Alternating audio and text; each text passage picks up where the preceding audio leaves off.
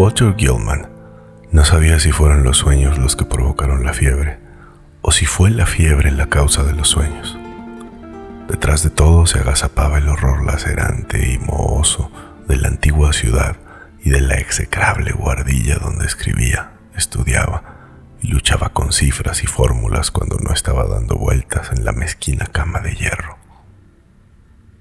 Sus oídos estaban sensibilizando de manera poco natural e intolerable, y ya hacía tiempo que había parado el reloj barato de la repisa de la chimenea, cuyo tic-tac había llegado a parecerle como un tronar de artillería.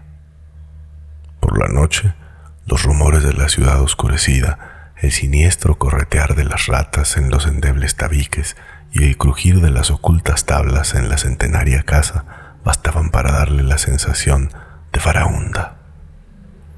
La oscuridad siempre estaba llena de inexplicables ruidos, y no obstante Gilman se estremecía a veces temiendo que aquellos sonidos se apagaran y le permitieran oír otros rumores más leves que acechaban detrás de ellos. Se encontraba en la inmutable ciudad de Arkham, llena de leyendas, de apiñonados tejados a la holandesa que se tambaleaban sobre desvanes donde las brujas se ocultaron de los hombres del rey en los oscuros tiempos coloniales.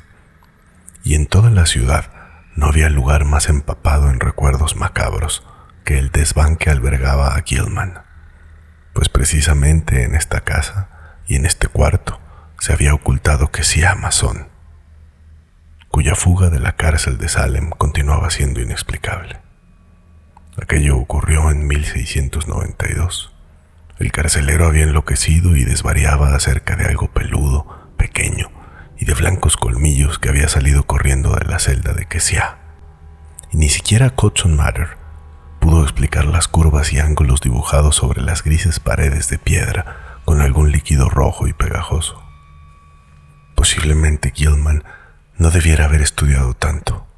El cálculo no euclidiano y la física cuántica bastan para violentar cualquier cerebro, y cuando se los mezcla con tradiciones folclóricas y se intenta rastrear un extraño fondo de realidad multidimensional detrás de las sugerencias espantosamente crueles de las leyendas góticas y de los fantásticos susurros junto a una esquina de la chimenea, apenas puede esperar encontrarse completamente libre de una cierta tensión mental. Gilman era de Haverhill, pero solo después de haber ingresado en el colegio universitario de Arkham empezó a asociar sus conocimientos matemáticos con las fantásticas leyendas de la magia antigua. Algo había en el ambiente de vieja ciudad que actuaba oscuramente sobre su imaginación. Los profesores de la Universidad de Miskatonic le habían recomendado que fuera más despacio y habían reducido voluntariamente sus estudios en varios puntos. Además, le habían prohibido consultar los dudosos tratados antiguos sobre secretos ocultos que se guardaban bajo llave en la biblioteca de la universidad. Pero estas precauciones llegaron tarde, de modo que Gilman no pudo obtener algunos terribles datos del temido Necromicon de Abdul al-Ashred, del fragmentario libro de Avon y del prohibido Unasbrechen de von Junst, que correlacionó con sus fórmulas abstractas sobre las propiedades del espacio y la conexión de dimensiones conocidas y desconocidas. Sabía que su cuarto estaba en la antigua casa de la bruja. En realidad, lo había alquilado por tal motivo. En los archivos del condado de Essex figuraban numerosos datos acerca del proceso contra Kessia y lo que esta mujer había admitido bajo presión del tribunal de Oyer. Fascinó a Gilman hasta un punto realmente irrazonable. Kessia le había hablado al juez Hawthorne de líneas y curvas que podían trazarse para señalar direcciones a través de los muros del espacio, hacia otros espacios de más allá, insinuando que tales líneas y curvas eran utilizadas frecuentemente en ciertas reuniones de medianoche, celebradas en el sombrío Valle de la Piedra Blanca, situado más allá de la Loma del Prado y en el islote desierto del río. También había hablado del hombre negro, del juramento que ella había prestado y de su nuevo nombre secreto, Nahad, tras de lo cual trazó aquellas figuras en la pared de su celda y desapareció. Gilman creía cosas extrañas acerca de Kessia y sintió un raro estremecimiento al enterarse de que la casa en que había vivido la anciana seguía en pie después de más de 235 años. Cuando oyó los rumores que corrían por Arkham entre susurros acerca de la persistente presencia de Kessia en la antigua casa y en los estrechos callejones, acerca de marcas irregulares como de dientes humanos observadas en ciertos durmientes de aquella y de otras casas, acerca de los gritos infantiles oídos la víspera del día de mayo en el día de Todos los Santos, del hedor percibido en el ático del viejo edificio precisamente después de esos días temidos, y acerca de la cosa pequeña y peluda, de afilados dientes, que rondeaba por la vieja casa y por la ciudad y acariciaba a la gente curiosamente con el hocico en las oscuras horas que preceden al amanecer. Decidió vivir allí a toda costa. Una habitación resultaba fácil de obtener, pues la casa era impopular y difícil de alquilar, y desde hacía tiempo se dedicaba al alojamiento barato. No hubiera podido decir lo que esperaba encontrar ahí, pero sabía que deseaba estar en aquel edificio donde alguna circunstancia había dado, más o menos repentinamente, a una vulgar anciana del siglo XVII, un atisbo de profundidades matemáticas tal vez más atrevidas que las más modernas elucubraciones de Plan-Heisenberg, Einstein y Sitter. Estudió las maderas y las paredes de yeso en busca de dibujos crípticos en los lugares accesibles donde se había desprendido el empapelado, y al cabo de menos de una semana logró alquilar el ático del este, en donde se decía que Kessia se había dedicado a la brujería. Había estado desalquilado desde el principio, ya que nadie se había mostrado dispuesto a ocuparlo por mucho tiempo, pero el patrón polaco tenía miedo de alquilarlo. Sin embargo, nada en absoluto le ocurrió a Gilman hasta que le dio la fiebre. Ninguna Kessia fantasmal merodeó en los sombríos pasillos o en los aposentos.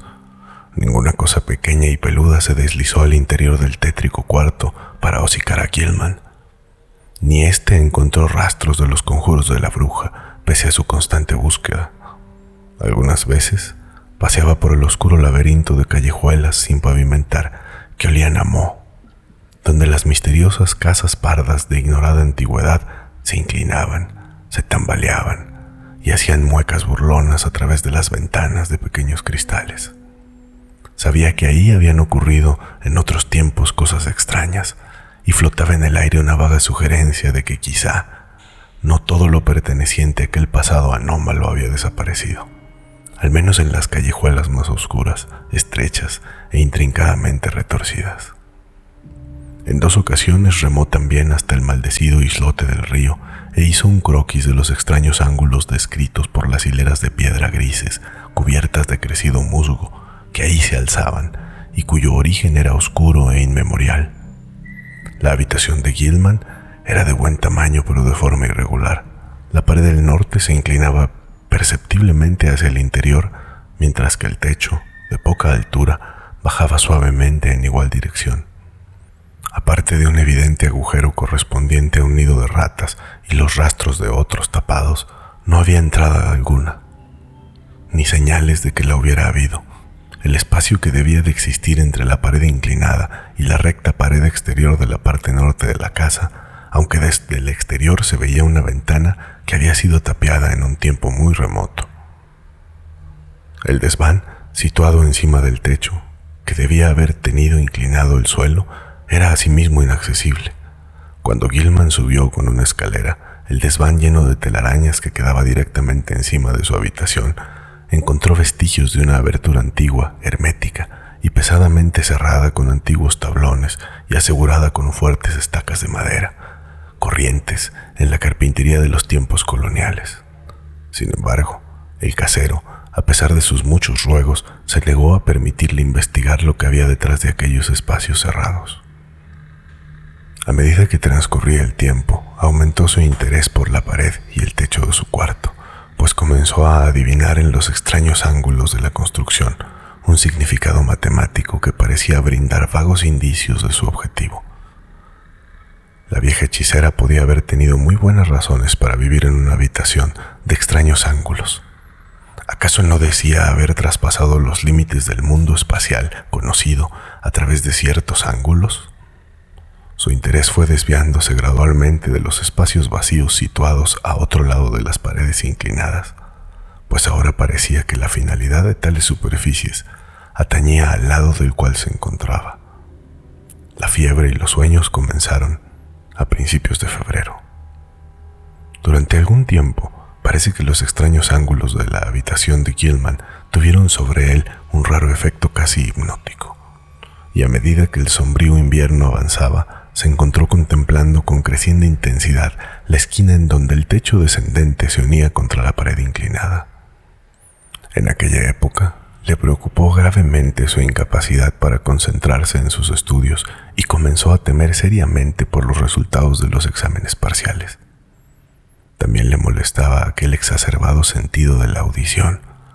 La vida se había convertido para él en una persistente y casi insufrible cacofonía, y tenía la constante y amedrentadora impresión de percibir otros sonidos procedentes, tal vez, de regiones situadas más allá de la vida, temblando al mismo borde de la percepción. En cuanto a ruidos concretos, los peores eran los que hacían las ratas en los antiguos tabiques. A veces, su rascar parecía no solo furtivo, sino deliberado. Cuando llegaba desde más allá de la pared inclinada del norte, estaba mezclado con una especie de castañeo seco, y cuando procedía del desván situado encima del techo inclinado, clausurado, hacía más de un siglo, Gilman siempre se preparaba para lo peor, como si esperara algo horrible que solo aguardara su momento antes de bajar para aniquilarlo totalmente. Los sueños estaban más allá del límite de la cordura, y Gilman pensaba que era resultado conjunto de sus estudios de matemáticas y de sus lecturas sobre leyendas populares. Había estado pensando demasiado en las vagas regiones que, según sus fórmulas, tenía que existir más allá de las 3 dimensiones conocidas, y en la posibilidad de que la vieja que sí Amazon, guiada por alguna influencia imposible de conjeturar, hubiera encontrado la puerta de acceso a aquellas regiones. Los amarillentos legajos del juzgado de distrito que contenían el testimonio de aquella mujer y el de sus acusadoras sugerían terriblemente cosas fuera del alcance de la experiencia humana, y las descripciones del frenético y pequeño objeto peludo que le hacía las veces de demonio familiar eran desagradablemente realistas, a pesar de ser increíblemente detalladas. Ese ser, de tamaño no mayor que el de una rata grande, al que las gentes del pueblo llamaban caprichosamente Brown Jenkins, parecía haber sido fruto de un notable caso de sugestión colectiva, pues en 1962 no menos de 12 personas atestiguaron haberlo visto. También los rumores recientes acerca de él coincidían de una manera desconcertante e incomprensible. Los testigos decían que tenía el pelo largo y forma de rata, pero que la cara, con afilados dientes y barba, era diabólicamente humana, en tanto que sus arpas parecían diminutas manecillas. Llevaba recados de la vieja al diablo y se alimentaba con la sangre de la hechicera que sorbía como un vampiro. Su voz era una especie de risita detestable y podía hablar todos los idiomas. De las múltiples monstruosidades que Gilman veía en sus pesadillas, ninguna le provocaba tanto pavor y repugnancia como aquel malvado y diminuto híbrido, cuya imagen se le presentaba en forma 1000 veces más odiosa de lo que su mente despierta había deducido de los viejos legajos y los rumores modernos. Las pesadillas de Gilman consistían por lo general en soñar que cada día, en abismos infinitos de inexplicable crepúsculo coloreado y lleno de confusos sonidos, abismos cuyas propiedades materiales y de gravitación Gilman ni siquiera podía concebir. En sus sueños ni caminaba, ni trepaba, ni volaba, ni nadaba, ni reptaba, pero siempre experimentaba una sensación de movimiento, en parte voluntaria y en parte involuntario. No podía juzgar bien acerca de su propio estado, pues brazos, piernas y torso siempre le resultaban imposibles de mover, desvanecidos en alguna clase de alteración de la perspectiva, pero percibía que su organización física y sus facultades quedaban transmutadas de manera mágica y proyectadas oblicuamente, aunque conservando en cierta grotesca relación con sus proporciones y propiedades normales. Los abismos no estaban vacíos, sino poblados de indescriptibles masas anguladas de sustancia de colorido ajeno a este mundo, algunas de las cuales parecían orgánicas y otras inorgánicas. Algunos de los objetos orgánicos tendían a despertar vagos recuerdos dormidos, aunque no podía formarse una idea consciente de lo que burlonamente imitaban o sugerían.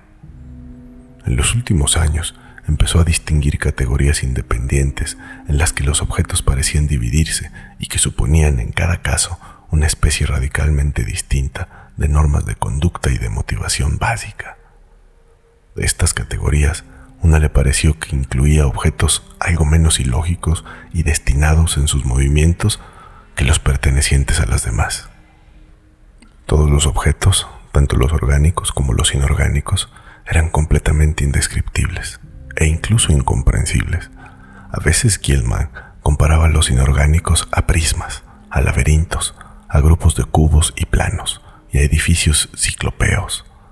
Y las cosas orgánicas le daban sensaciones diversas, de conjuntos de burbujas, de pulpos, de ciempiés, de ídolos indios vivos y de intrincados arabescos vivificados por una especie de animación ofidia. Todo cuanto veía era indescriptiblemente amenazador y terrible, y si uno de los entes orgánicos parecía por sus movimientos haberse fijado en él, sentía un terror tan espantoso y horrible que generalmente se despertaba sobresaltado. De cómo se movían los entes orgánicos no podía decir más que de cómo se movía él mismo.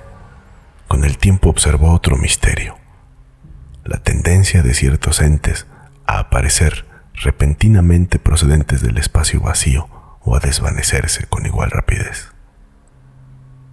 La confusión de gritos y rugidos que retumbaban en los abismos desafiaba todo análisis en cuanto a tono, timbre o ritmo, pero parecía estar sincronizada con vagos cambios visuales de todos los objetos indefinidos, tanto orgánicos como inorgánicos. Gilman experimentaba el continuo temor de que pudiera elevarse hasta algún grado insufrible de intensidad durante alguna de sus oscuras e implacables fluctuaciones. Pero no era en estas vorágines de alineación total cuando veía a Brown Jenkins. Aquel horror abominable estaba reservado para ciertos sueños más ligeros y vívidos que le asaltaban inmediatamente antes de caer profundamente dormido. Gilman parecía echado en la oscuridad, luchando para mantenerse despierto, cuando una leve claridad parecía relucir en torno a la centenaria habitación, revelando en una neblina violácea la convergencia de los planos angulados que de manera tan insidiosa se habían apoderado de su mente. El horror parecía salir del agujero de las ratas en el rincón y avanzar hacia él, deslizándose por las tablas del suelo combado, con una maligna expectación en su diminuto y barbado rostro humano. Pero afortunadamente, el sueño siempre se desvanecía antes que la aparición se acercara demasiado a él para acariciarlo con el hocico. Tenía los dientes diabólicamente largos, afilados y caninos. Gilman trataba de taponear el agujero de las ratas todos los días, pero noche tras noche, los verdaderos habitantes de los tabiques roían la obstrucción, fuera lo que fuera. En una ocasión hizo que el casero clavara una lata sobre el orificio, pero en la noche siguiente las ratas habían abierto un nuevo agujero, y al hacerlo, habían empujado o arrastrado un curioso trocito de hueso. Gilman no informó de su fiebre al doctor, pues sabía que si ingresaba en la enfermería de la universidad, no podría pasar los exámenes, para cuya preparación necesitaba todo el tiempo. Aún así, le suspendieron en cálculo diferencial y en psicología general superior, aunque le quedaba la esperanza de recuperar el terreno perdido antes de terminar el curso.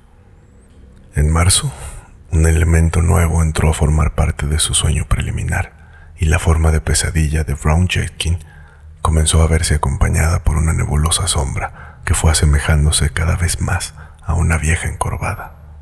Este nuevo elemento le trastornó más de lo que pudiera explicar, pero acabó por decidir que era igual a una vieja con la que se había encontrado 2 veces en el oscuro laberinto de callejas de los abandonados muelles. En aquellas ocasiones, la mirada maliciosa, sardónica y aparentemente injustificada de la bruja casi le había hecho estremecer, especialmente la primera vez, cuando una rata de gran tamaño que atravesó la boca en sombras de un callejón vecino le hizo pensar irrazonablemente en Brown Jenkins, y pensó que aquellos temores nerviosos se estaban reflejando ahora en sus desordenados sueños.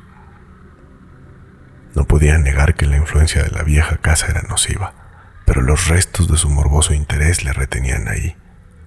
Se dijo que las fantasías nocturnas se debían solo a la fiebre, y que cuando desapareciera se vería libre de las monstruosas visiones.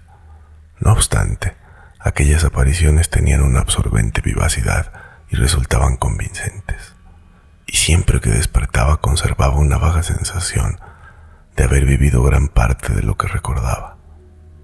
Tenía la horrenda certidumbre de haber hablado en sueños olvidados con Brown Jenkins y con la bruja, los cuales le habían apremiado para que fuese a alguna parte con ellos a encontrarse con un tercer ser más poderoso.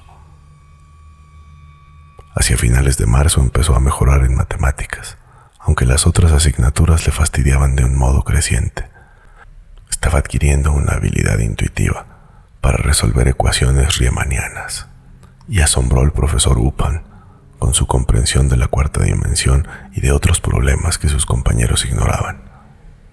Una tarde se discutió la posible existencia de curvaturas caprichosas en el espacio y de puntos teóricos de aproximación, o incluso de contacto entre nuestra parte del cosmos y otras regiones diversas tan remotas como las estrellas más lejanas o los mismos vacíos transgalácticos, e incluso tan fabulosamente distantes como unidades cósmicas hipotéticamente concebibles más allá del conjunto tiempo-espacio einsteiniano.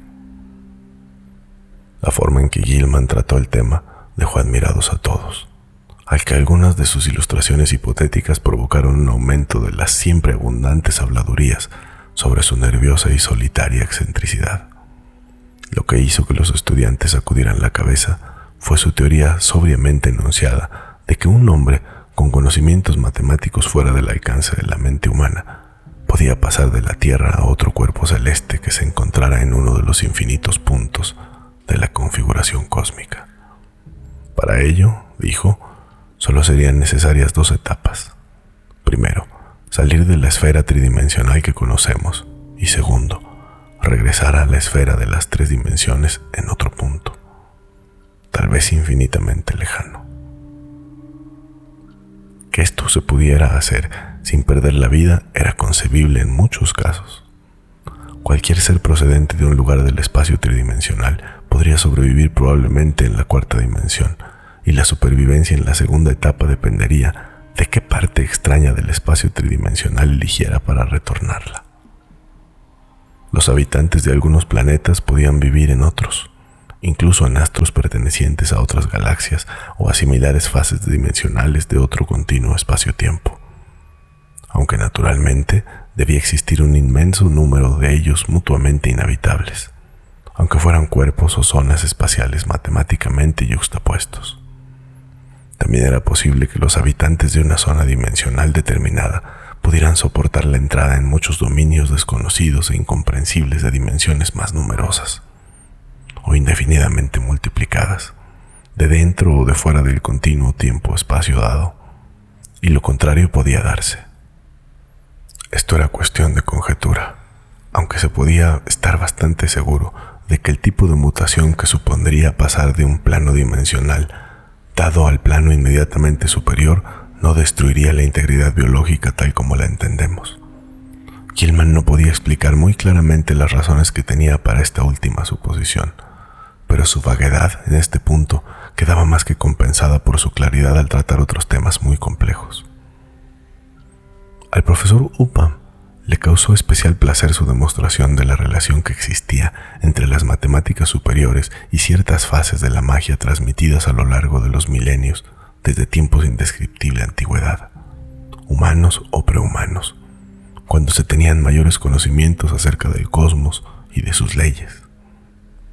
Alrededor del 1 de abril, Gilman estaba preocupado porque la fiebre no desaparecía.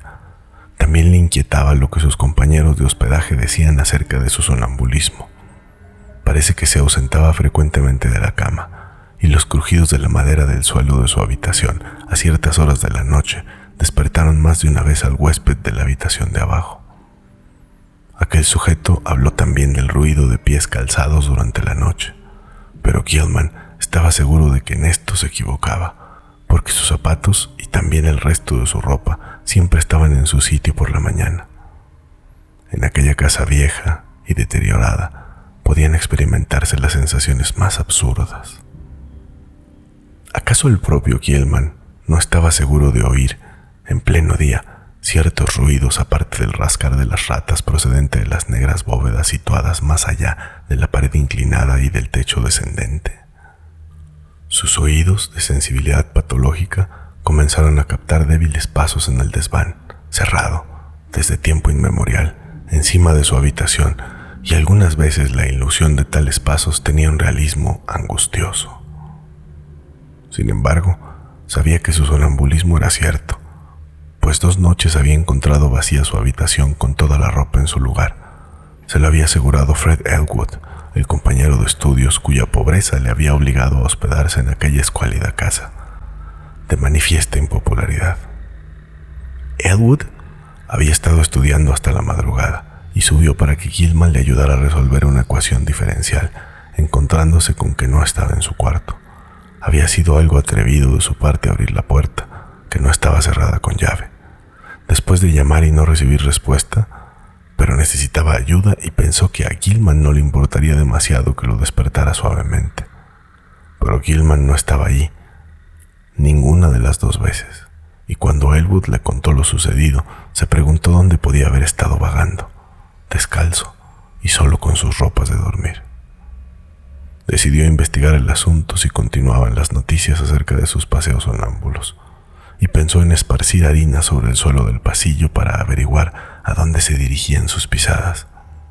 La puerta era la única salida concebible, ya que la estrecha ventana daba al vacío. Avanzado el mes de abril, llegaron a oídos de Gilman, aguzados por la fiebre, las dolientes plegarias de un hombre supersticioso que arreglaba telares llamado Joe Maserwex, y cuya habitación se encontraba en la planta baja. Y a Surewick había contado absurdas historias acerca del fantasma de la vieja Kesia y de aquel ser husmeante, peludo y de dientes afilados, afirmando que algunas veces le perseguían de tal manera que solo su crucifijo de plata, que con ese propósito le había regalado el padre Iwawick de la iglesia de San Estanislao, podía darle algún alivio. Ahora rezaba porque se acercaba el Sabbat de las brujas. La víspera del 1 de mayo era la noche de Walpurgis, cuando los espíritus infernales vagaban por la tierra y todos los esclavos de Satanás se congregaban para entregarse a ritos y actos indecibles. Siempre era una mala fecha en Arkham, aunque la gente de categoría de la avenida Miskatonic y de las High Staten Hall Street pretendían no saber nada acerca de ello. Ocurrirían cosas desagradables y probablemente desaparecería 1 o 2 niños. Joe sabía de estas cosas, pues su abuela, en su país de origen, le había oído de labios de la suya. Lo más prudente era rezar el rosario en este periodo. Hacía 3 meses que ni Kesia ni Brown Jekin se habían acercado a la habitación de Joe, ni a la de Paul, ni a ningún otro sitio. Y esto era un mal síntoma. Algo deberían estar tramando. El día 16, Gilman fue al consultorio del médico y se sorprendió al comprobar que su temperatura no era tan alta como había temido. El médico le interrogó a fondo y le aconsejó que fuese a ver a un especialista de los nervios.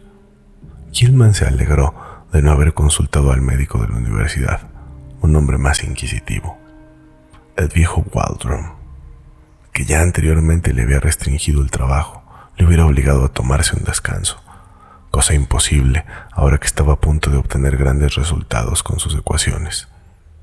Se encontraba indudablemente próximo a la frontera entre el universo conocido y la 4ª dimensión, y nadie era capaz de predecir hasta dónde podría llegar.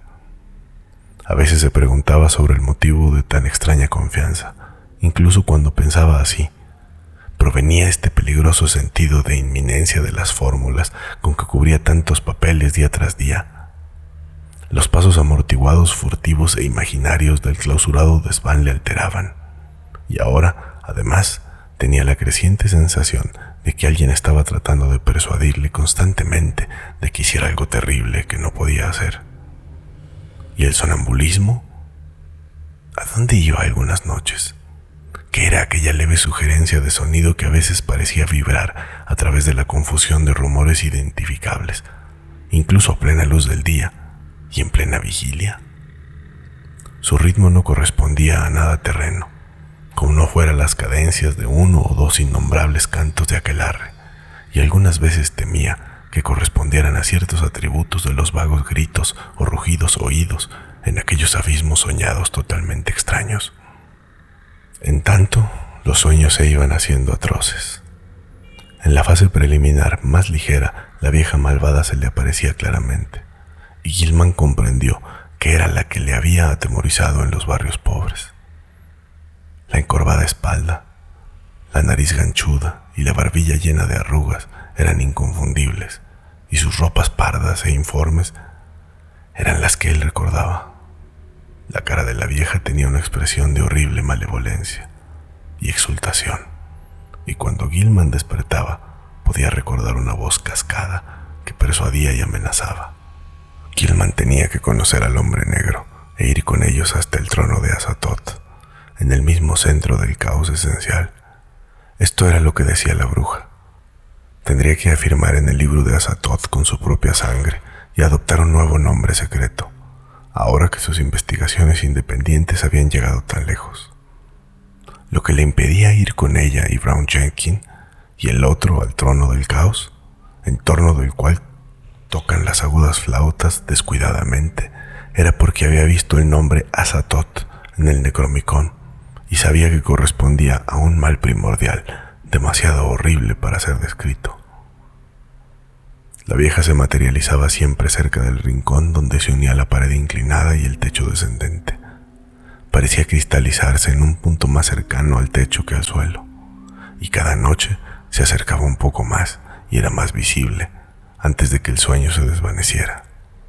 También Brown Jenkins estaba un poco más cerca del final, y sus colmillos amarillentos relucían odiosamente en la fosforescencia sobrenatural de color violeta.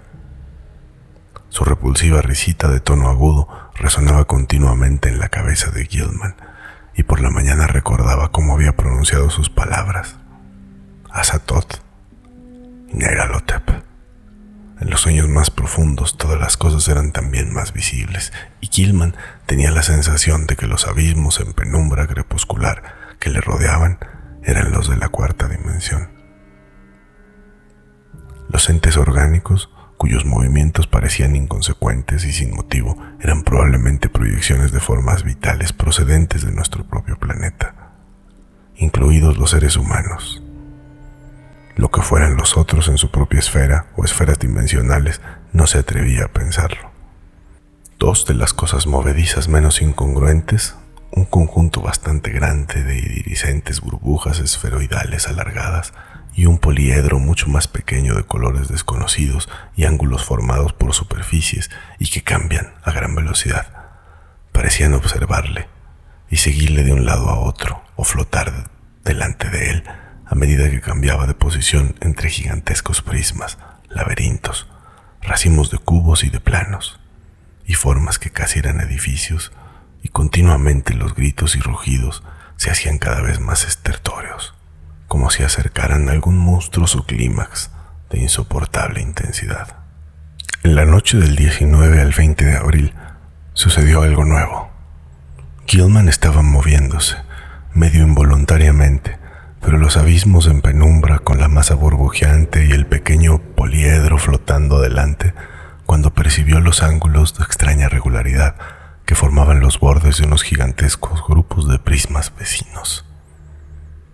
Unos segundos después se hallaba fuera del abismo tembloroso, de pie en una rocosa ladera bañada por una intensa y difusa luz de color verde.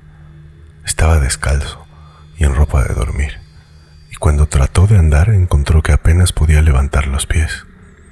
Un torbellino de vapor ocultaba todo menos la pendiente inmediata, y se estremeció al pensar en los sonidos que podían surgir de aquel vapor. Vio entonces dos formas que se le acercaban arrastrándose con gran dificultad, la vieja y la pequeña cosa peluda. La bruja se puso trabajosamente de rodillas y consiguió cruzar los brazos de singular manera, en tanto que Brown Jenkins señalaba en cierta dirección con una zarpa horriblemente antropoide que levantó con evidente dificultad. Movido por un impulso involuntario, Gilman se arrastró en la dirección señalada por el ángulo que formaban los brazos de la bruja y la diminuta garra del diabólico engendro. Y antes de dar 3 pasos arrastrando los pies, se encontró nuevamente en los ensombrecidos abismos. Bullían a su alrededor formas geométricas, y cayó vertiginosa e interminablemente para acabar despertando en su lecho, en la buhardilla demencialmente inclinada de la vieja casa embrujada. Por la mañana se sintió sin fuerzas para nada y no asistió a ninguna de las clases. Alguna desconocida atracción dirigía su vista en una dirección al parecer incongruente, pues no podía evitar el mirar fijamente a cierto punto vacío del suelo. Según fue avanzando el día, su mirada sin vista cambió de situación, y para mediodía había dominado el impulso de contemplar el vacío. A eso de las 2 salió a comer, y mientras recorría las angostas callejuelas de la ciudad, se encontró girando siempre hacia el sudeste. Con gran esfuerzo se detuvo en una cafetería de Church Street, y después del almuerzo sintió el misterioso impulso con mayor intensidad. Tendría que consultar a un especialista de los nervios después de todo, pues tal vez aquello estuviera relacionado con su sonambulismo. Pero mientras tanto, podría intentar al menos romper por sí mismo el morboso encantamiento. Indudablemente, era aún capaz de resistir el misterioso impulso, de modo que se dirigió deliberadamente y muy decidido hacia el norte por Garrison Street. Cuando llegó al puente que cruza en Miskatonic, le corría un sudor frío y se agarró a la barandilla de hierros mientras contemplaba el islote de mala fama, cuyas regularidades ringleras de antiguas piedras en pie parecían cavilar sombríamente en medio del sol de la tarde, y algo le sobresaltó entonces, pues había un ser vivo claramente visible en el desolado islote, y al volver a mirar se dio cuenta de que era la extraña vieja, cuyo siniestro aspecto tanto le había impresionado en sus sueños. También se movían las altas hierbas cerca de ella, como si algún otro ser vivo estuviese arrastrado por el suelo. Cuando la vieja empezó a volverse hacia él, Gilman huyó precipitadamente del puente y se refugió en el laberinto de callejas del muelle. Aunque el islote estaba a buena distancia, sintió que un maleficio monstruoso e invencible podría brotar de la sardónica mirada de aquella figura encorvada y vieja, vestida de marrón. La atracción hacia el sudeste todavía continuaba, y Gilman tuvo que hacer un gran esfuerzo para arrastrarse hasta la vieja casa y subir las desvencijadas escaleras. Estuvo varias horas sentado, silencioso y enajenado, mientras su mirada se iba volviendo paulatinamente hacia el oeste, a eso de las 6. Su aguzado oído oyó las dolientes plegarias de Joe Maserwick, 2 pisos más abajo. Cogió desesperado el sombrero y salió a la calle dorada para el atardecer, dejando que el impulso que lo empujaba hacia el sudeste lo llevara a donde quisiera. Una hora más tarde, la oscuridad la encontró en los campos abiertos que se extendían más allá de Hackmacksbrook, mientras las estrellas primaverales parpadeaban sobre su cabeza. El fuerte impulso de andar se estaba transformando gradualmente en anhelo de lanzarse místicamente al espacio, y entonces, repentinamente, supo de dónde procedía la fortísima atracción. Era del cielo. Un punto definido entre las estrellas ejercía dominio sobre él y lo llamaba. Al parecer era un punto situado en algún lugar entre la Hidra y el navío Argos, y comprendió que hacia él se había sentido impulsado desde que despertó poco después del amanecer. Por la mañana había estado debajo de él y ahora se encontraba aproximadamente hacia el sur, pero deslizándose hacia el oeste. ¿Qué significaba esta novedad? ¿Se estaba volviendo loco? ¿Cuánto duraría? Afianzándose en su resolución, dio la vuelta y se encaminó una vez más hacia la siniestra casa. Maserwick le estaba aguardando en la puerta y parecía ansioso y reticente a la vez por susurrarle alguna nueva historia supersticiosa. Se trataba de la luz maléfica. Joe había participado en los festejos de la noche anterior. Era el día del patriota en Massachusetts, regresando a casa después de medianoche. Al mirar hacia arriba desde afuera, Le pareció al principio que la ventana de Gilman estaba a oscuras, pero luego vio en el interior el tenue resplandor de color violeta. Quería advertirle sobre ese resplandor, ya que en Arkham todos sabían que era la luz embrujada que rodeaba a Brown Jenkins y al fantasma de la propia bruja. No lo había mencionado antes, pero ahora tenía que decirlo, porque significaba que Keziah y su familiar de largos colmillos andaban detrás del joven. Algunas veces, Paul Chomsky, Dobrowski, el casero y él habían creído ver el resplandor filtrándose por entre las rendijas del clausurado desván, encima de la habitación que ocupaba el señor, pero los tres habían acordado no hablar del asunto. Sin embargo, más le valdría al señor buscar habitación en algún otro lugar y pedir un crucifijo o algún buen sacerdote, como el padre Iwaniki. Mientras charlaba el buen hombre, Gilman sintió que un pánico desconocido le aferraba la garganta. Sabía que Joe debía estar medio borracho al regresar a la casa la noche antes, pero la mención de una luz violácea en la ventana de la buhardilla tenía una espantosa importancia. Aquella era la clase de luz que envolvía siempre a la vieja y al pequeño ser peludo en los sueños más ligeros y claros que precedían a su hundimiento en abismos desconocidos. Y la idea de que una persona despierta pudiera ver la soñada luminosidad resultaba inconcebible. Sin embargo, ¿de dónde había sacado aquel hombre tan extraña idea? ¿Acaso no se había limitado él a vagar dormido por la casa, sino que también había hablado? No. Joe dijo que no, pero tendría que averiguarlo. Tal vez Frank Elwood pudiera decirle algo, aunque le molestaba mucho preguntarle. Fiebre, sueños insensatos, sonambulismo, ilusión de ruidos, atracción hacia un punto en el cielo, y ahora la sospecha de decir dormido cosas de loco. Tenía que dejar de estudiar, ver a un psiquiatra y procurar dominarse. Cuando subió al segundo piso se detuvo ante la puerta de Elwood, pero vio que el otro estudiante había salido. Siguió subiendo a disgusto hasta su habitación, y en ella se sentó a oscuras. Su mirada continuaba sintiéndose atraída hacia el sur, pero también se encontró aguzando el oído para captar algún ruido en el claro azurado desván de arriba, y medio imaginando que una maléfica luminosidad violácea se filtraba a través de una rendija muy pequeña del techo, inclinado y abajo.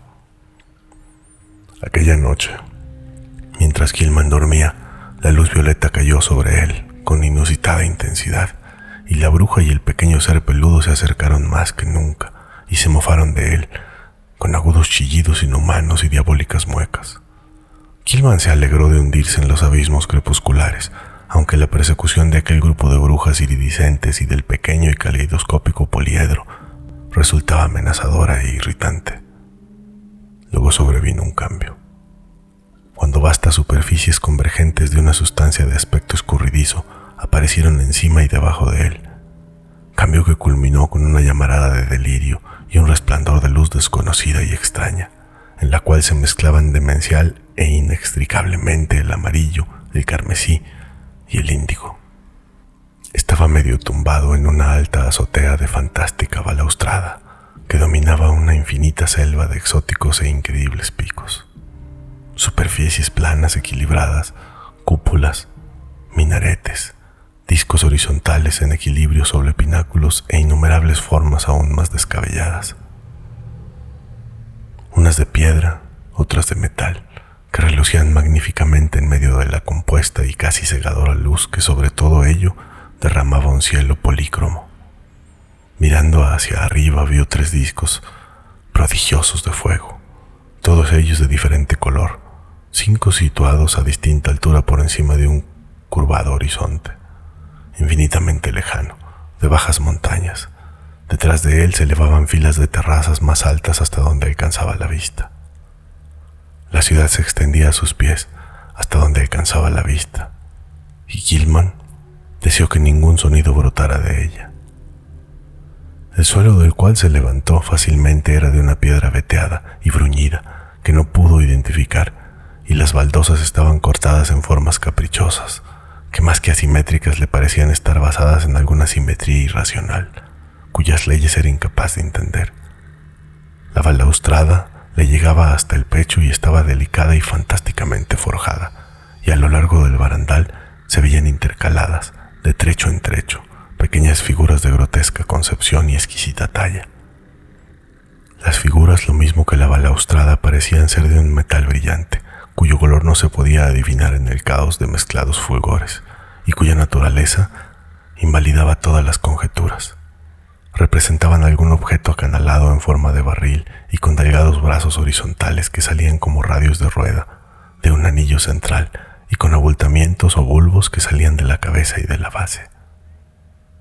Cada uno de estos bulbos era el eje de un sistema de 5 brazos, largos, planos, rematados en triángulos dispuestos alrededor del eje, como los brazos de una estrella de mar, casi horizontales, pero ligeramente curvados hacia el barril central. La base del bulbo inferior se fundía en el largo barandal con un punto de contacto tan delicado que varias figuras se habían roto y desprendido. Medían estas alrededor de 4,5 pulgadas de altura, y los aguzados brazos tenían un diámetro máximo de unas 2,5 pulgadas. Cuando Gilman se levantó, las losas le dieron una sensación de calor en los pies. Estaba completamente solo y lo primero que hizo fue acercarse a la balaustrada y contemplar con vértigo la infinita y ciclópea ciudad que se extendía a casi 2,000 pies por debajo de la terraza. Mientras escuchaba, le pareció que una rítmica confusión de tenues sonidos musicales que recorría una amplia escala diatónica ascendía desde las estrechas calles de abajo, y deseó poder ver a los habitantes del lugar. Al cabo de un rato se le nubló la vista, y hubiera caído al suelo de no haberse agarrado instintivamente a la reluciente balaustrada. Su mano derecha fue a dar en una de las figuras que sobresalían, y el contacto pareció infundirle cierta fortaleza. Sin embargo, la presión era excesiva para la exótica delicadeza de aquel objeto metálico, y la figura erizada se le rompió en la mano. Aún medio mareado, continuó apretándole mientras su otra mano se agarraba a un espacio vacío en la lisa balaustrada. Pero ahora sus oídos hipersensibles captaron algo a sus espaldas, y Gilman volvió la cabeza y miró a través de la horizontal terraza. Vio 5 figuras que se acercaban silenciosamente, aunque sus movimientos no eran furtivos. 2 de ellas eran la vieja y el animalejo peludo y de afilados colmillos. Las otras 3 fueron las que le redujeron a la inconsciencia, pues eran representaciones vivas, de unos 8 pies de altura, de las equinodérmicas figuras de la balaustrada, que avanzaban valiéndose de las vibraciones de los brazos inferiores de estrella de mar que agitaban como una araña mueve las patas. Gilman despertó en la cama, empapado de sudor frío y con una sensación de escozor en la cara. Manos y pies, saltando al suelo, se lavó y vistió con frenética rapidez, como si le fuera indispensable salir de la casa lo antes posible. No sabía a dónde quería ir, pero comprendió que tendría que sacrificar las clases otra vez. La extraña atracción hacia aquel punto situado entre la hidra y el navío Argo había disminuido, pero otra fuerza todavía más potente la había reemplazado. Ahora notaba que tenía que dirigirse hacia el norte, infinitamente al norte. Sintió miedo de cruzar el puente desde el cual se veía el islote en medio del río Miskatonic, de modo que se dirigió al puente de la avenida Peabody. Tropezaba a menudo, pues ojos y oídos permanecían encantados a un altísimo punto del vacío cielo azul. Después de 1 hora aproximadamente, consiguió un mayor dominio de sí mismo y vio que se había alejado mucho de la ciudad. Todo cuanto le rodeaba tenía la estéril tristeza de las salinas, y el estrecho camino que se alejaba delante de él conducía a Innsmouth, esa antigua ciudad abandonada que la gente de Arkham estaba curiosamente poco dispuesta a visitar. Aunque la atracción hacia el norte no había disminuido, la resistió como había aguantado la otra, y finalmente acabó por descubrir que casi podía contrarrestarlas una con la otra. Regresó a la ciudad, y luego de tomar una taza de café en un bar, se arrastró hacia la biblioteca pública y allí estuvo hojeando distraídamente una serie de revistas amenas. Unos amigos observaron lo quemado que estaba por el sol, pero Gilman no les habló de su paseo. A las 3 almorzó algo en un restaurante y observó que la atracción o se había atenuado o se había dividido. Se metió en un cine barato para matar el tiempo y vio la misma película una y otra vez sin prestarle atención. A eso de las 9 de la noche volvió a casa y entró en ella lentamente. Yo estaba ahí mascullando oraciones y Gilman subió apresuradamente a su buhardilla, sin detenerse para ver si Elwood estaba en casa. Fue al encender la débil luz cuando le atenazó la sorpresa. Vio inmediatamente que sobre la mesa había algo que no debía estar ahí, y una segunda ojeada no dejó lugar a dudas. Tumbada sobre un costado, pues no podía tenerse en pie, estaba la exótica y erizada figura que en el monstruoso sueño había arrancado de la fantástica balaustrada. No le faltaba ningún detalle. El asomado centro en forma de barril, los delgados brazos radiados, los abultamientos en los dos extremos y los delgados brazos de estrella de mar, ligeramente curvados hacia afuera, que salían de aquellos abultamientos. Todo estaba ahí, a la luz de la bombilla. El color parecía ser una especie de gris iridiscente, veteado de verde, y Gilman pudo ver, en medio de su horror y de su asombro, que uno de los abultamientos acababa en un borde irregular y roto correspondiente al anterior punto de unión con la soñada balaustrada. Tan solo al estar próximo al estupor le impidió gritar. Aquella fusión de sueño y realidad resultaba imposible de soportar. Aturdido tomó el objeto, bajó tambaleándose a la habitación de Dombrowski, el casero. Las dolientes plegarias del supersticioso Masterwick se oían todavía en los húmedos pasillos, pero a Gilman ya no le tenían sin cuidado. Dombrowski estaba en casa y le acogió amablemente. No había visto nunca aquel objeto y nada sabía acerca de ello, pero su mujer le había dicho que había encontrado una cosa rara de latón en una de las camas cuando limpiaba a mediodía, y tal vez fuera aquello. Dombrowski llamó a su mujer y ella entró contoneándose como un pato. Sí, era aquello. Lo había encontrado en la cama del señor, en la parte más cercana a la pared. Le había parecido raro, pero claro, el señor tenía tantas cosas raras en la habitación, libros, objetos curiosos, cuadros. Desde luego, ella no sabía nada acerca de aquella figura, de modo que Gilman volvió a subir las escaleras más desconcertado que nunca, convencido de que estaba todavía soñando, o de que su sonambulismo le había llevado a extremos inconcebibles y a robar en algunos lugares desconocidos.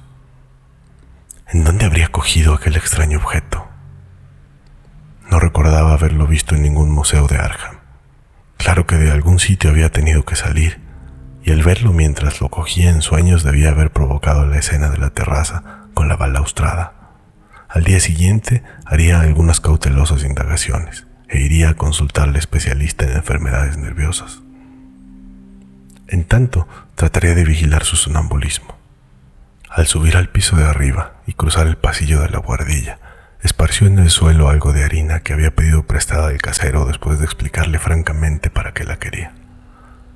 Entró en su cuarto, puso el aguzado objeto sobre la mesa. Se echó en la cama, completamente agotado mental y físicamente, sin detenerse para desnudarse. Desde el hermético desván le llegó el apagado rumor de uñas y pasos de patas, diminutas, pero se encontraba demasiado cansado para preocuparse por aquello. Aquella misteriosa atracción hacia el norte comenzaba de nuevo a ser fuerte, aunque ahora parecía proceder de un lugar del cielo mucho más cercano. A la cegadora luz violeta del sueño, la vieja y el pequeño ser peludo de afilados colmillos se presentaron de nuevo, con mayor claridad que en ninguna ocasión anterior. Esta vez llegaron hasta él, y Gilman sintió que las secas garras de la bruja le agarraban. Sintió también que le sacaban violentamente de la cama y le conducían al vacío espacio, y durante unos momentos oyó los rítmicos rugidos y vio el amorfo crepúsculo de los abismos difusos que hervían a su alrededor. Pero el momento fue fugaz, pues inmediatamente se encontró en un pequeño y descuidado recinto, limitado por vigas y tablones sin cepillar, que se elevaban para juntarse en el ángulo por encima de él y formaban un curioso declive bajo sus pies. En el suelo había cajones achatados, colmados de libros muy antiguos en diversos estados de conservación, y en el centro había una mesa y un banco, al parecer sujetos al suelo. Encima de los cajones había una serie de pequeños objetos de forma y uso desconocidos. y a la brillante luz violeta Gilman creyó ver un duplicado de la erizada figura que tanto le había intrigado. A la izquierda, el suelo bajaba bruscamente dejando un hueco negro y triangular del cual surgió, tras un segundo de secos ruidos, el odioso ser peludo de amarillentos colmillos y barbado rostro humano. La bruja, con una horrible mueca, todavía le tenía agarrado, y al otro lado de la mesa estaba, en pie, una figura que Gilman no había visto nunca, un hombre alto y enjuto de piel negrísima, aunque sin el menor rasgo negroide en sus facciones, completamente desprovisto de pelo o barba, y que como única indumentaria llevaba una túnica informe de pesada tela negra. No se le veían los pies a causa de la mesa y el banco, pero debía de ir descalzo, pues cuando se movía se oía ruido como de zapatos. No hablaba, ni había expresión alguna en su rostro. Únicamente señaló un libro de prodigioso tamaño que estaba abierto sobre la mesa, en tanto que la bruja le ponía a Gilman en la mano derecha una inmensa pluma de ave color gris. Se respiraba un clima de miedo aterrador, y se llegó a la culminación cuando el ser peludo trepó hasta el hombro de Gilman, agarrándose a sus ropas. Descendió por su brazo izquierdo y finalmente le hundió los colmillos en la muñeca, justo por debajo del puño de la camisa. Cuando brotó la sangre, Gilman se desmayó. Se despertó el día 22 con la muñeca izquierda dolorida y vio que el puño de la camisa estaba manchado de sangre seca. Sus recuerdos eran muy confusos, pero la escena del hombre negro en el espacio desconocido permanecía muy clara en su memoria. Supuso que las ratas le habían mordido mientras dormía, provocando el desenlace del terrible sueño. Abrió la puerta y vio que la harina que había esparcido sobre el suelo del pasillo estaba intacta, exceptuando las enormes pisadas del hombre que se hospedaba en el otro extremo de la buhardilla, de modo que esta vez no había andado en sueños. Pero algo tenía que hacer para acabar con las ratas. Hablaría con el dueño. Una vez más, trató de tapar el agujero de la parte baja de la pared inclinada, metiendo a presión una vela que parecía tener el tamaño indicado. Le zumbaban los oídos terriblemente, como con el eco de algún espantoso ruido percibido en sueños. Mientras se bañaba y mudaba de ropa, trató de recordar qué había soñado después de la escena que vio en el espacio iluminado de Violeta, pero en su mente no cristalizó nada concreto. La escena debió haber correspondido al desván clausurado de arriba, que tan violentamente había comenzado a obsesionarle, pero las impresiones posteriores eran débiles y confusas. Percibió señales de vagos abismos envueltos en una luz crepuscular y de otros aún más vastos y oscuros que quedaban más allá, abismos sin ninguna sugerencia fija. Le habían llevado hasta allí los grupos de burbujas y el pequeño poliedro que siempre se le escapaba, pero ellos, como él mismo, se habían transformado en jirones de niebla en aquel vacío ulterior de oscuridad definitiva. Algo le había precedido, un jirón mayor que a veces se condensaba y adquiría una forma vaga, y Gilman pensó que su avance no se había producido en línea recta, sino más bien a lo largo de las curvas y espirales de alguna vorágine etérea que obedecía a leyes desconocidas para la física y las matemáticas de cualquier cosmo concebible. Finalmente, hubo una insinuación de inmensas sombras que saltaban, de una monstruosa pulsación semiacústica y del monótono sonido de flautas invisibles. Pero nada más. Gilman llegó a la conclusión de que esto último procedía de lo que había leído en el Necronomicon acerca de la insensata entidad, Azathoth, que impera sobre el tiempo y el espacio desde un negro trono en el centro del caos. Cuando se lavó la sangre de la muñeca, comprobó que la herida era muy leve y Gilman sintió curiosidad por la posición de los 2 diminutos pinchazos. Se dio cuenta que no había sangre en la sábana donde había estado acostado, un hecho muy raro considerando la cantidad que manchaba su piel y el puño de la camisa. ¿Habría estado caminando dormido por la habitación y la rata le habría mordido mientras estaba sentado en una silla? ¿O detenido en alguna posición menos lógica? Examinó todos los rincones buscando manchas de sangre, pero no encontró ninguna. Pensó que tendría que esparcir harina en la habitación, además de hacerlo en el pasillo, aunque después de todo, no necesitaba más pruebas de su sonambulismo. Sabía que caminaba dormido, y debía curarse de ello. Tendría que pedirle a Frank Elwood que le ayudara.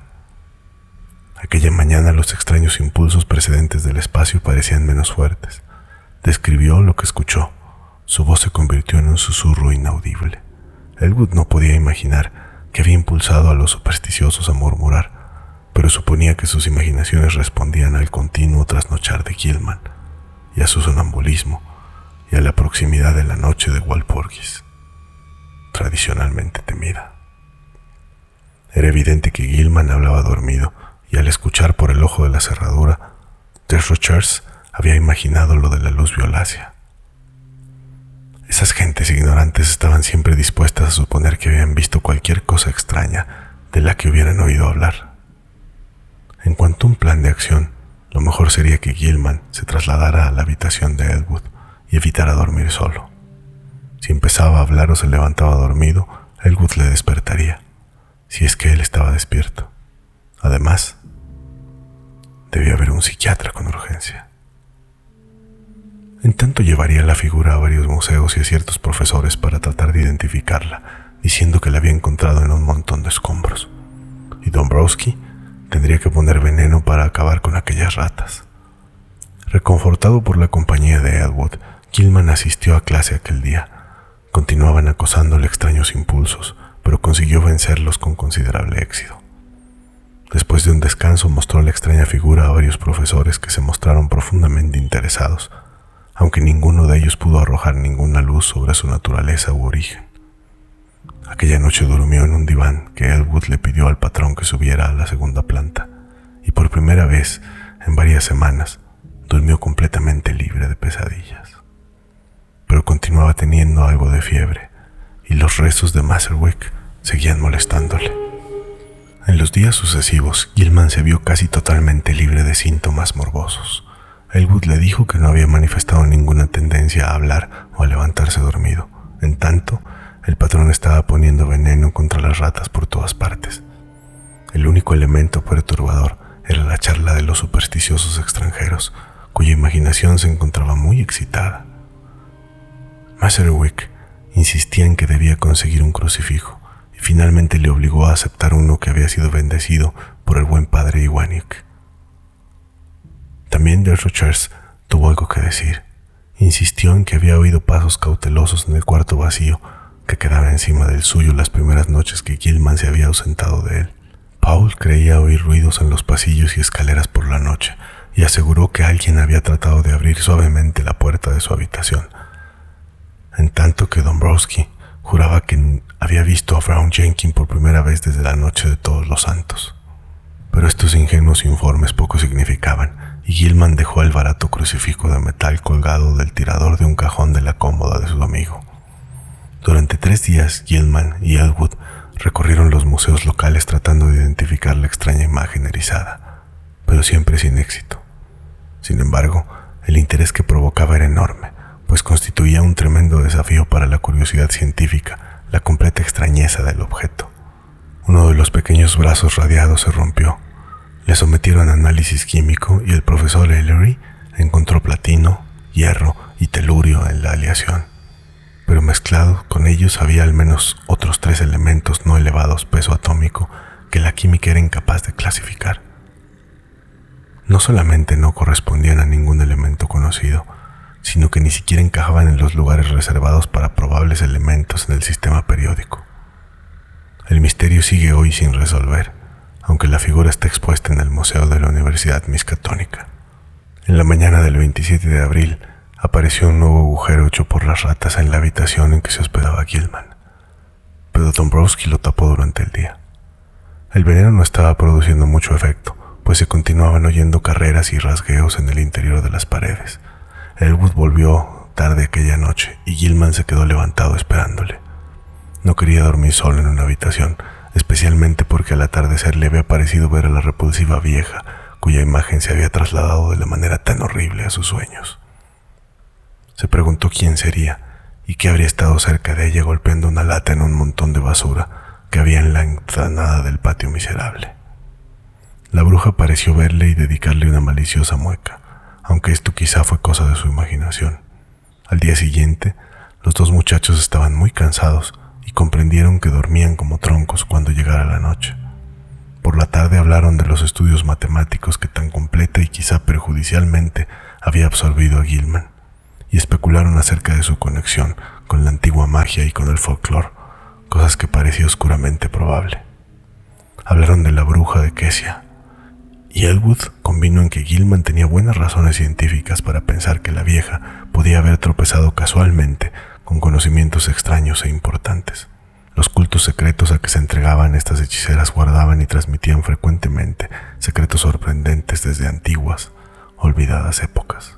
Y no era de ninguna manera imposible que Kessia hubiera dominado el arte de atravesar los muros dimensionales. La tradición subraya la inutilidad de las barreras materiales para detener los movimientos de una bruja.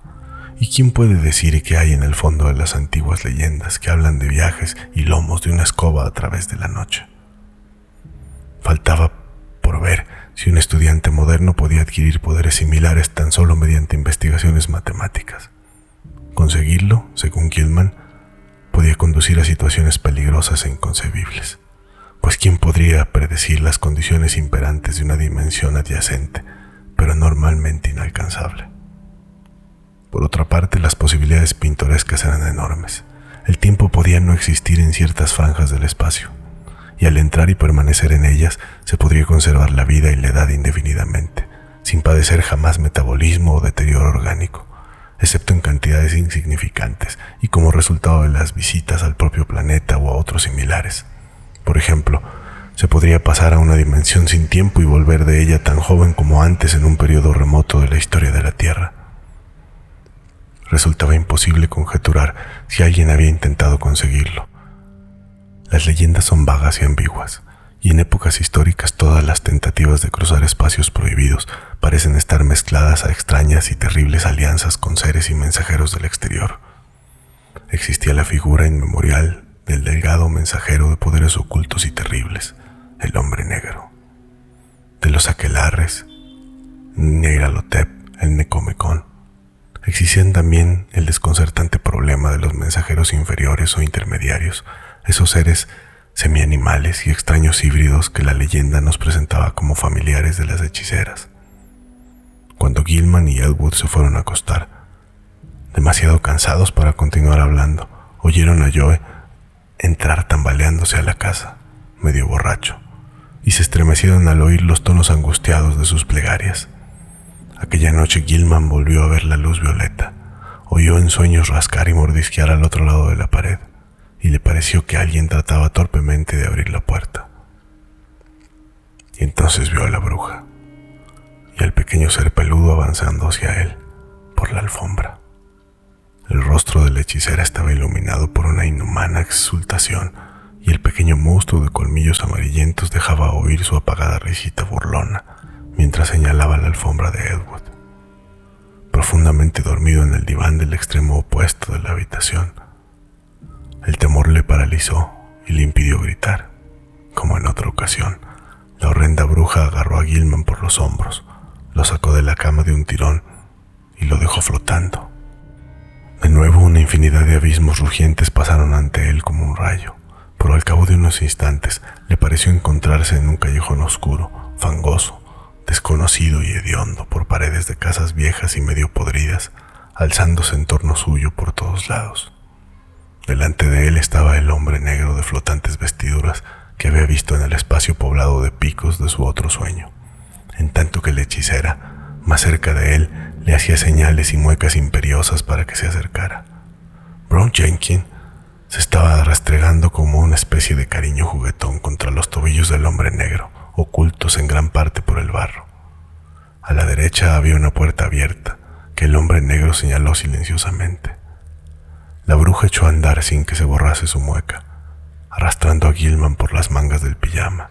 Subieron una escalera que crujía amenazadoramente y sobre la cual la hechicera parecía proyectar una tenue luz violeta, y finalmente se detuvieron ante una puerta que se abría en un rellano. La hechicera anduvo en el picaporte y abrió la puerta, indicando a Gilman que aguardara y desapareciendo en el interior.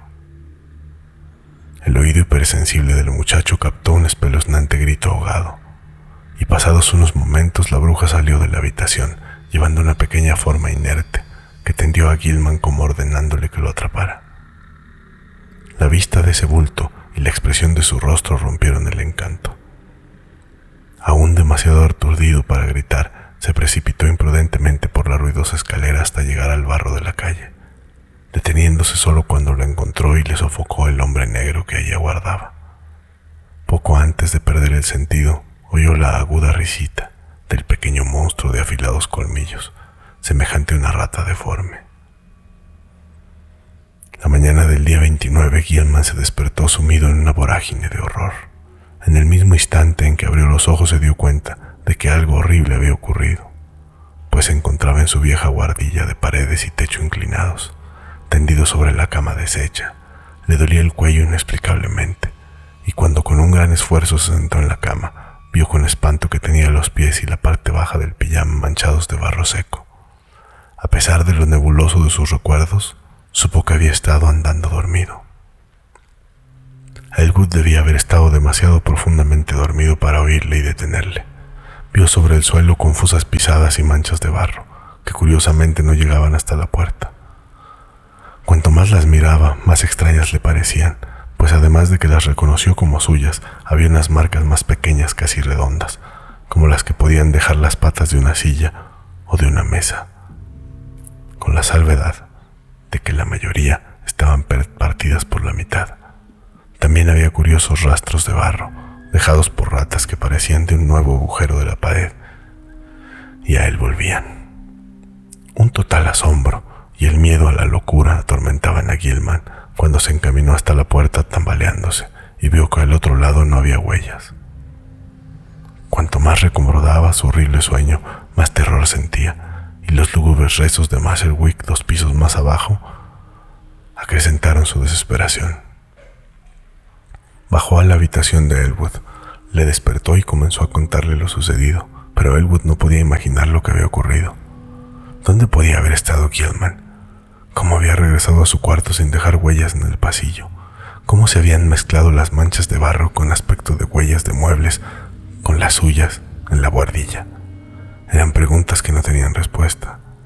Luego estaban aquellas oscuras marcas lívidas del cuello, como si hubiera tratado de ahorcarse. Se las tocó con las manos, pero vio que no se ajustaban a ellas ni siquiera aproximadamente. Mientras hablaban, entró Desrochers para decirle que había habido un tremendo estrépito en el piso de arriba a altas horas de la noche. No, nadie había subido la escalera después de las 12, aunque poco antes habían oído pasos apagados en la buhardilla, y también otros que bajaban cautelosamente y que habían despertado sus sospechas. Añadió que era una época del año muy mala para Arkham. Sería mejor que Gilman llevara siempre el crucifijo que Joe le había dado. Ni siquiera durante el día se estaba seguro, pues del amanecer se habían oído unos ruidos extraños, especialmente el grito agudo de un niño, rápidamente sofocado. Gilman asistió a clases mecánicamente aquella mañana, pero le fue imposible concentrarse en sus estudios. Se sentía poseído de un indecible temor y de una especie de expectación, y parecía estar guardando algún golpe demoledor. A mediodía almorzó en la University Spa y cogió un periódico del asiento de un lado mientras esperaba el postre. Pero no llegó a comerlo nunca, pues una noticia de la primera página del periódico lo dejó sin fuerzas y con la mirada desvariada, y solo fue capaz de pagar la cuenta y volver a la habitación de Elwood con pasos vacilantes. La noche anterior se había producido un extraño secuestro en Ornes Henway. Un niño de 2 años, hijo de una obrera llamada Anastasia Wodejo, que trabajaba en la lavandería, había desaparecido sin dejar rastro. La madre, al parecer, temía tal acontecimiento desde hacía algún tiempo, pero los motivos que aducía para explicar sus temores fueron tan grotescos que nadie las tomó en serio. Dijo que había visto a Brown Jenkins rondando su casa de vez en cuando desde principios de marzo, y que sabía, por sus muecas y risas, que su pequeño Ladislas estaba señalado para el sacrificio del aquelarre de la noche de Walpurgis. Había pedido a su vecina, Mary, que durmiera en su cuarto y tratara de proteger al niño, pero Mary no se había atrevido. No pudo recurrir a la policía porque no creían en tales cosas. Todos los años se llevaban a algún niño de esta forma, desde que ella podía recordar. Y su amigo Pete No había querido ayudarla, porque deseaba librarse del niño, pero lo que más impresionó a Gilman fueron las declaraciones de un par de trasnochadores que pasaron caminando por la entrada del callejón poco después de la medianoche.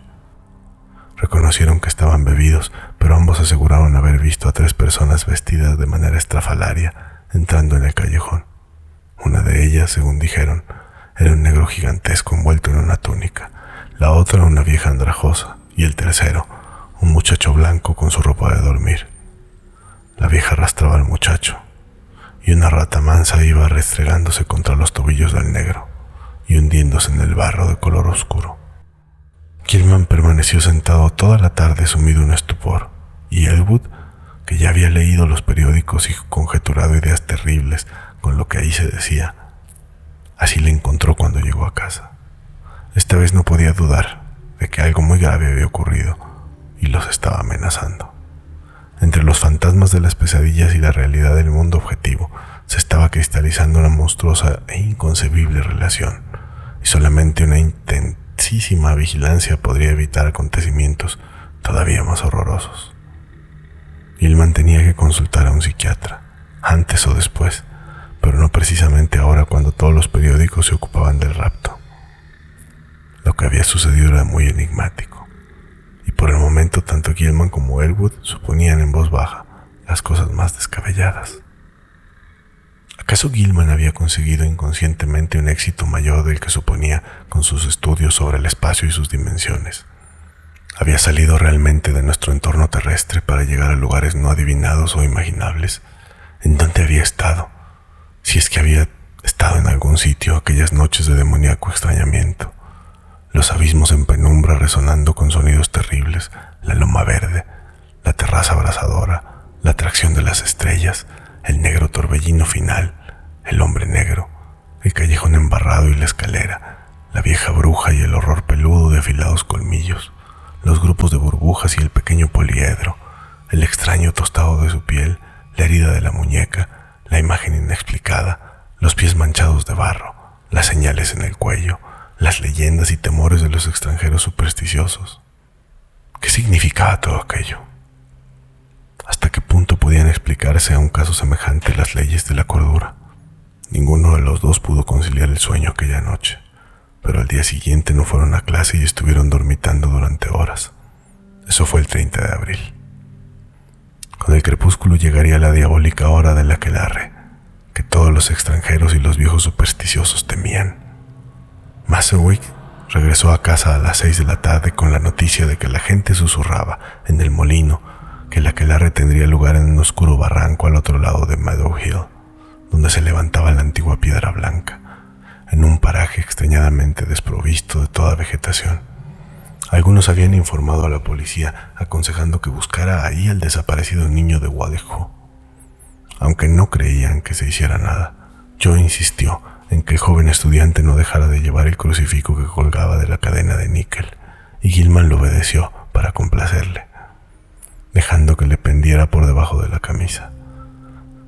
Avanzada la noche, los dos muchachos estaban sentados medio dormidos en sus sillas, arrullados por los rezos del maníaco de telares en el piso de abajo. Gilman escuchaba a la par que cabeceaba, y sus oídos, sobrenaturalmente agudizados, parecían esforzarse en captar algo sutil, un temido murmullo casi apagado por los ruidos de la vieja casa. Recuerdos malsanos de cosas leídas en el Necromicón y en el Libro Negro brotaron en su mente, y se encontró balanceándose ajustando los movimientos a execrables ritmos supuestamente pertenecientes a las más grotescas ceremonias del aquelarre, cuyo origen se decía se remontaba a un tiempo y a un espacio ajenos a los nuestros. Al cabo se dio cuenta de que estaba tratando de escuchar los infernales cánticos de las celebraciones en el distante y tenebroso valle. ¿Cómo sabía él tanto acerca de la cuestión? ¿Cómo conocía la hora en que Nahab y su acólito iban a aparecer con la rebosante vasija que seguiría al gallo y a la cabra negros? Vio que Elwood se había quedado dormido y trató de llamarle para que despertara, pero algo le cerró la garganta. No era dueño de sí mismo. ¿Acaso habría firmado en el libro del hombre negro después de todo? Y entonces, su febril y anormal sentido del oído captó las lejanas notas llegadas en alas del viento. A través de millas de colinas, de prados y de callejones llegaron hasta él, y las reconoció pese a todo. La hoguera ya estaba encendida y los danzarines dispuestos a iniciar el baile. ¿Cómo evitar el marchar hacia ahí? ¿En qué red había caído? Las matemáticas, las leyendas, la casa, la vieja Kesia, Brown Jenkins. Y ahora advirtió que había un agujero recién abierto por las ratas en la pared cerca de su diván.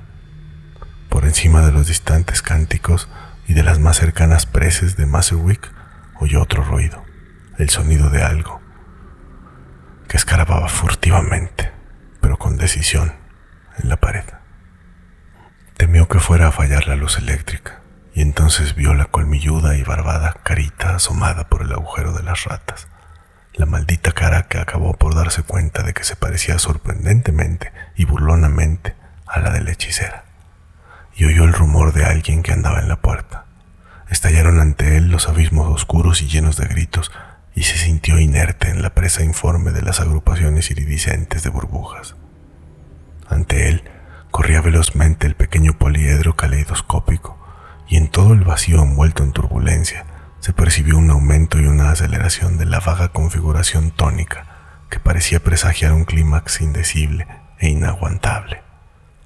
Le pareció saber lo que iba a ocurrir: la monstruosa explosión del ritmo de Walpurgis, en cuyo cósmico timbre se concentrarían todos los torbellinos primitivos y postreros del espacio-tiempo, que yacen más allá de las masas de materia y algunas veces trascienden en medidas reverberaciones y penetran levemente todos los niveles de entidad, dando un espantable significado en todos los mundos a ciertos temidos periodos.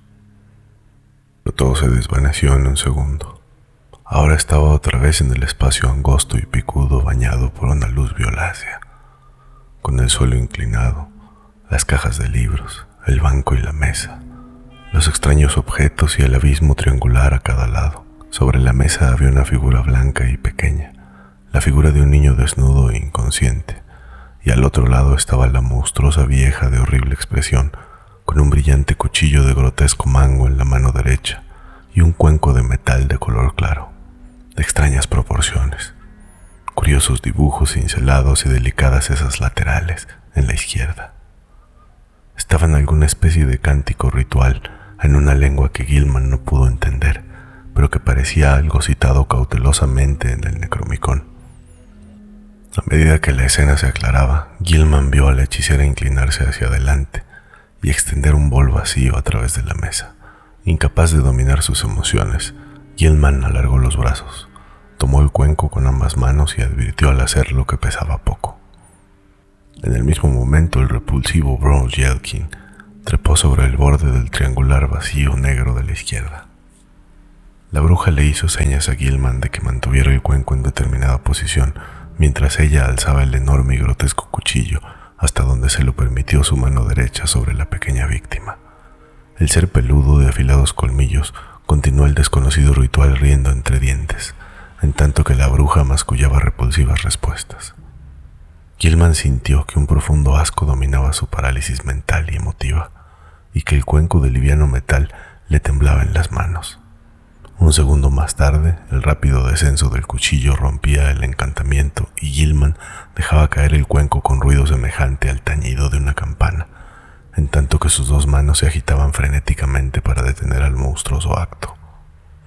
En un instante, llegó hasta el borde del piso en declive, rodeando la mesa, y arrancó el cuchillo de las garras de la bruja arrojándolo por el agujero del angosto abismo triangular.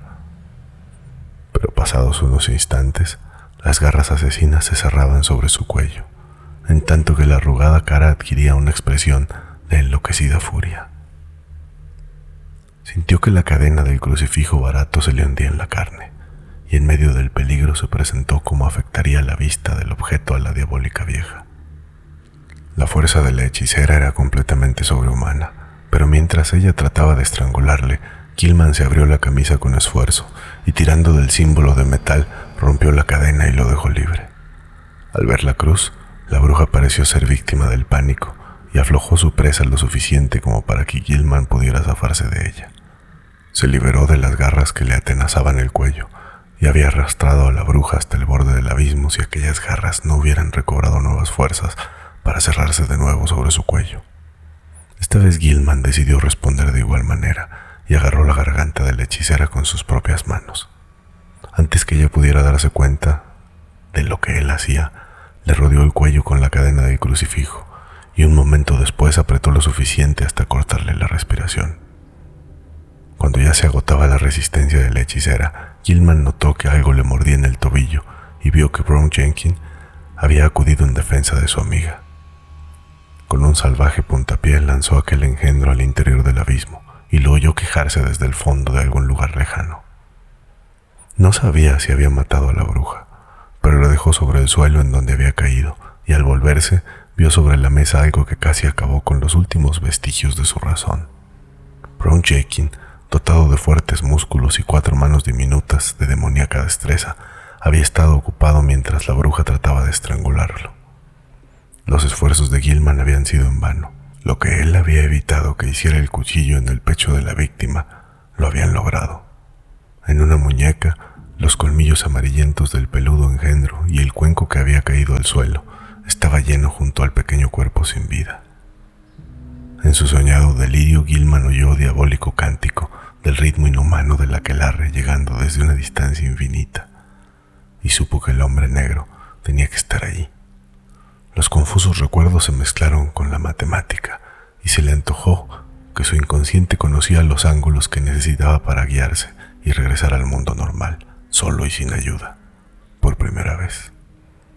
Se sintió seguro de encontrarse en el desván, herméticamente cerrado desde tiempo inmemorial, de encima de su habitación, pero le parecía muy dudoso escapar a través del suelo en declive o de la trampa cerrada hacía tantos años.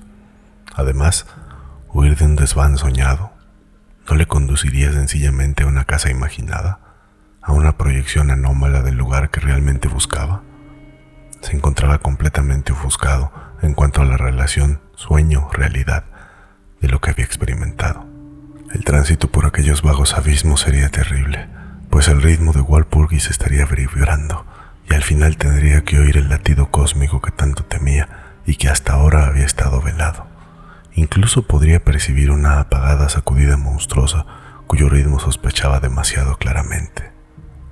En la noche del Sabbat siempre se hacía más sonora y resonaba a través de los mundos para convocar a los iniciados a ritos indescriptibles.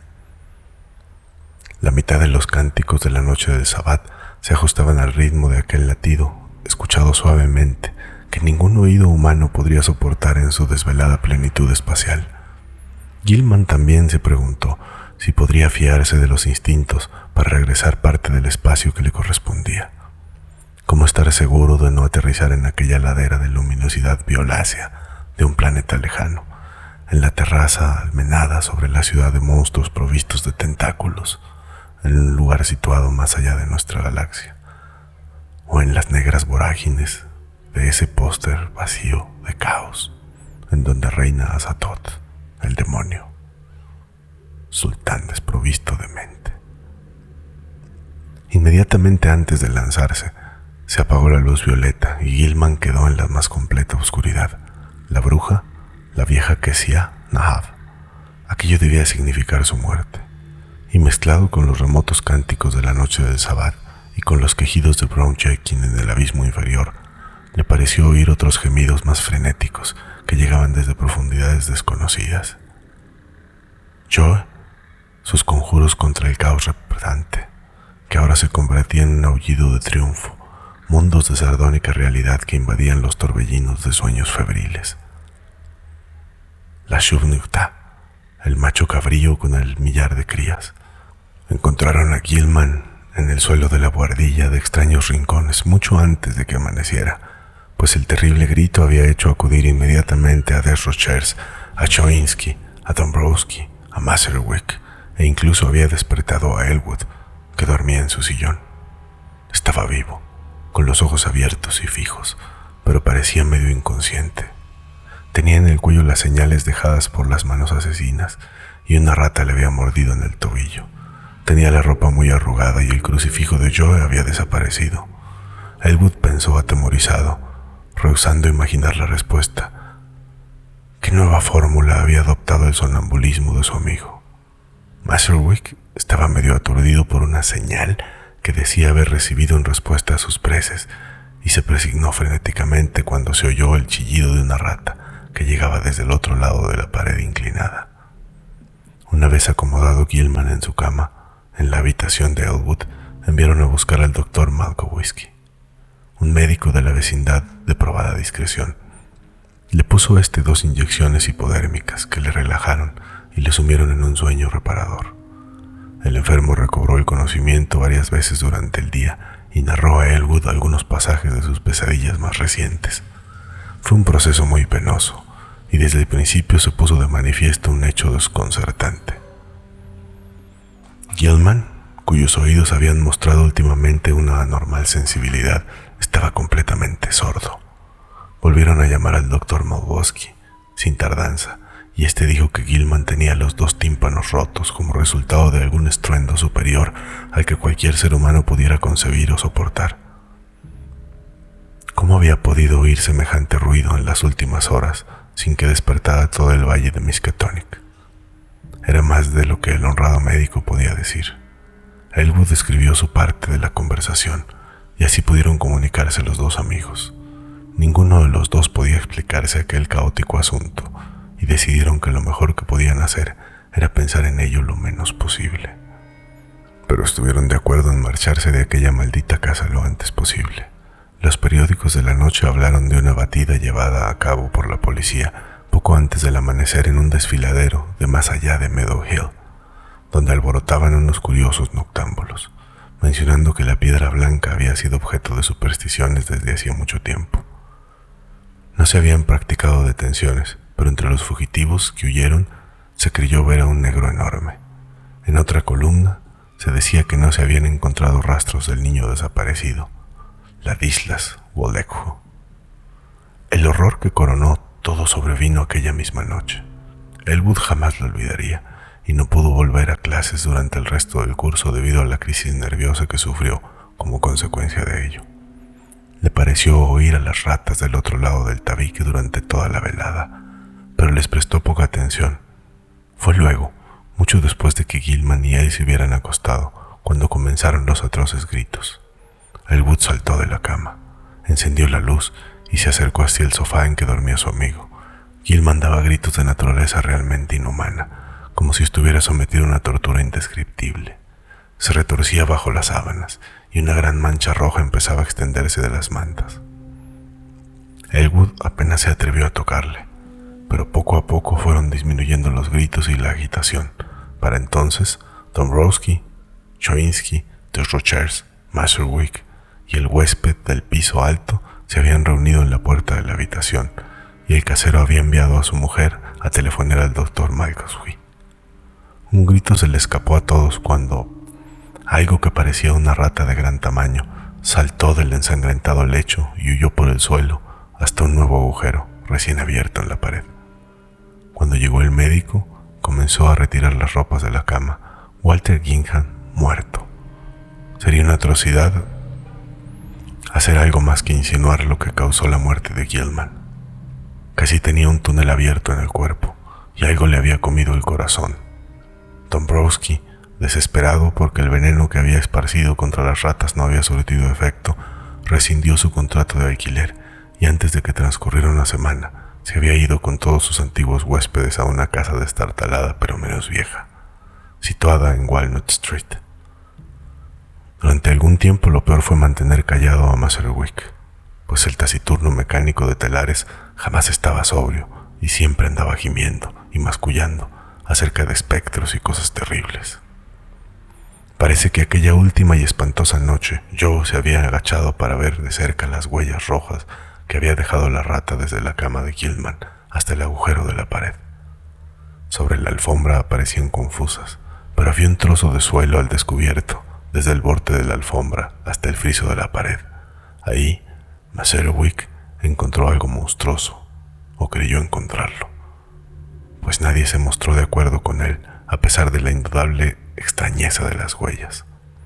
Las marcas del suelo eran muy diferentes de las dejadas habitualmente por ratas, pero ni siquiera Choinsky y Desrochers quisieron reconocer que eran como huellas de 4 diminutas manos humanas. Cuando se volvió a alquilar la casa, Tan pronto como la dejó Dombrowski, empezó a cubrirla el manto de la desolación definitiva, pues la gente la rehuía, tanto por su mala fama como por el pésimo olor que en ella se advertía.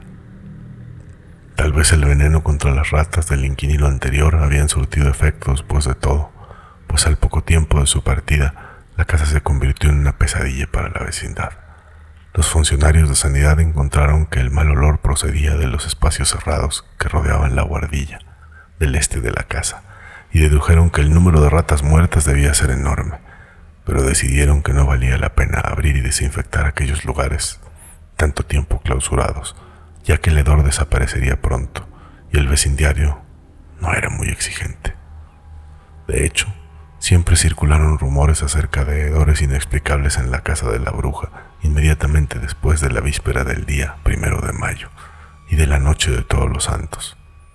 Los vecinos se resignaron por desidia, pero el mal olor fue un elemento más en contra de aquel lugar. Finalmente, la casa fue declarada inhabitable por las autoridades. Los sueños de Gilman y las circunstancias que lo rodearon no han sido explicados nunca. Elwood, cuyas ideas sobre aquel episodio son a veces casi enloquecedoras, volvió a la universidad el otoño siguiente y se graduó en el mes de junio.